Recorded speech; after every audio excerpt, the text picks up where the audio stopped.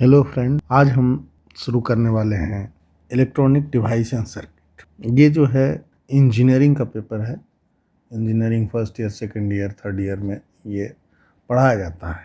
हम इसको topic wise समझेंगे। इलेक्ट्रॉनिक डिवाइस एंड सर्किट यानी कि इसको संक्षेप में कहेंगे EDC। तो इलेक्ट्रॉनिक डिवाइस एंड सर्किट में सबसे पहले जो हम पढ़ने वाले हैं वो हम लोग देख लेते हैं कि टाइप्स ऑफ टेम्परेचर क्या होता है।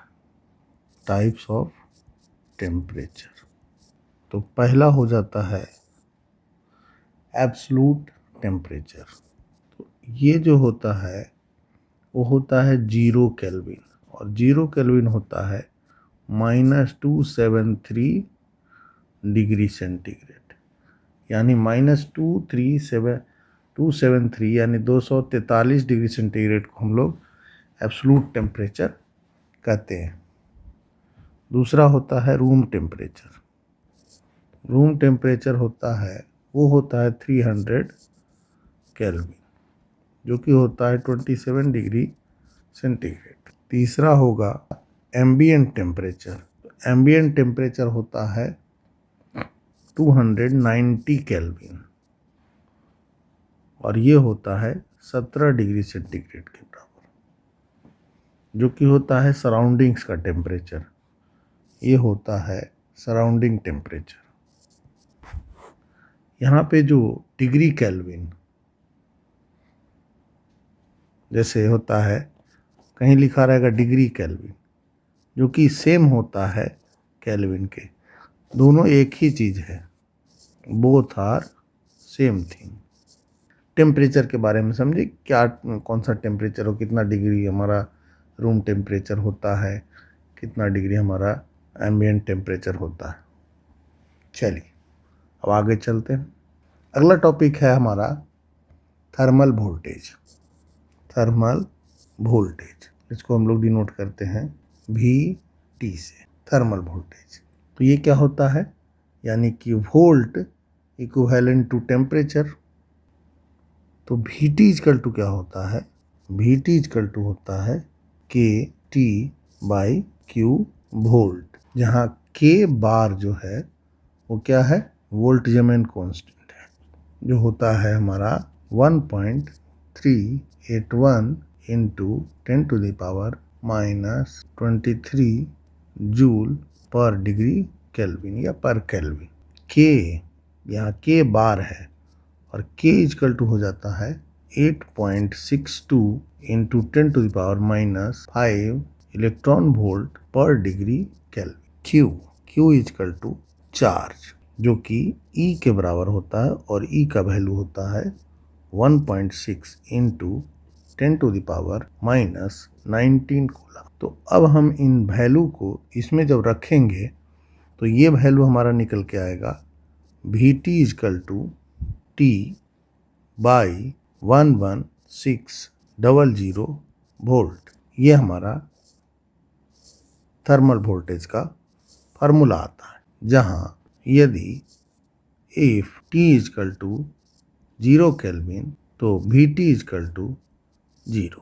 If T equal to 300 Kelvin implies that VT equal to 300/11,600 equal to 0.02588 volt, which is equal to 26 millivolt.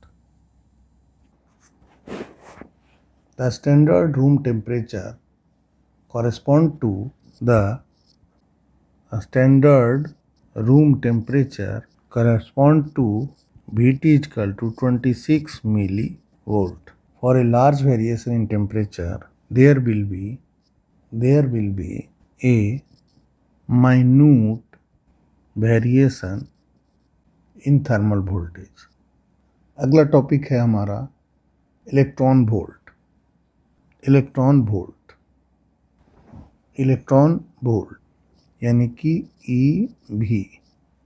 It is the practical unit for energy in electronics.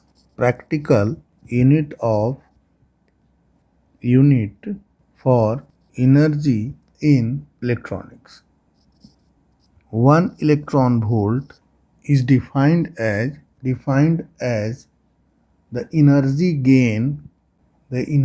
gain by the electron it moving through 0.72 electron volt and silicon का 1.1 electron volt.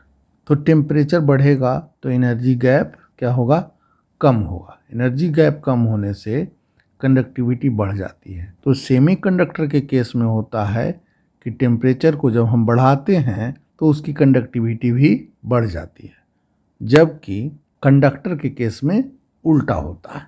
जैसे ही हम temperature को बढ़ाएंगे यानी temperature बढ़ेगा तो Eg क्या हो जाएगा, घटेगा। यानी कि Eg inversely proportional to temperature. याद रखिएगा, ये एग्जाम में आता है।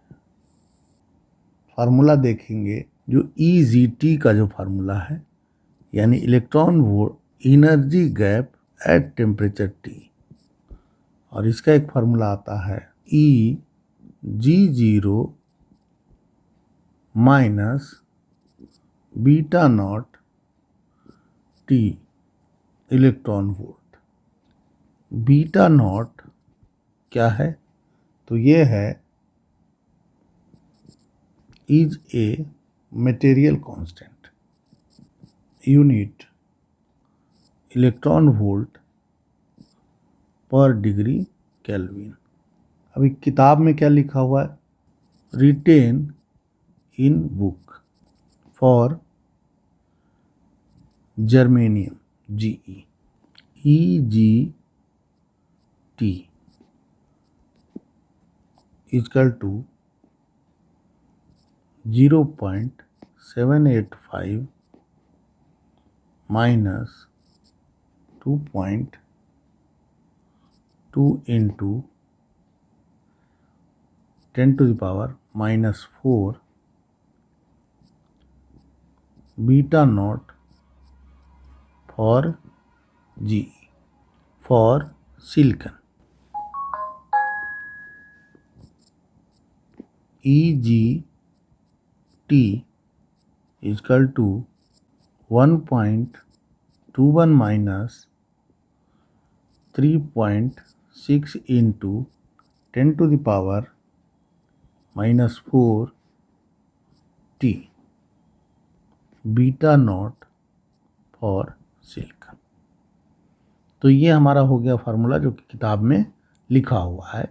बीटा नॉट फॉर सिलिकॉन और बीटा नॉट फॉर जर्मेनियम कितना है, इसमें टेम्परेचर का वैल्यू रखेंगे और हम EGT किस टेम्परेचर पे हमको निकालना है, इससे हम लोग प्राप्त बहुत आसानी से कर सकते हैं।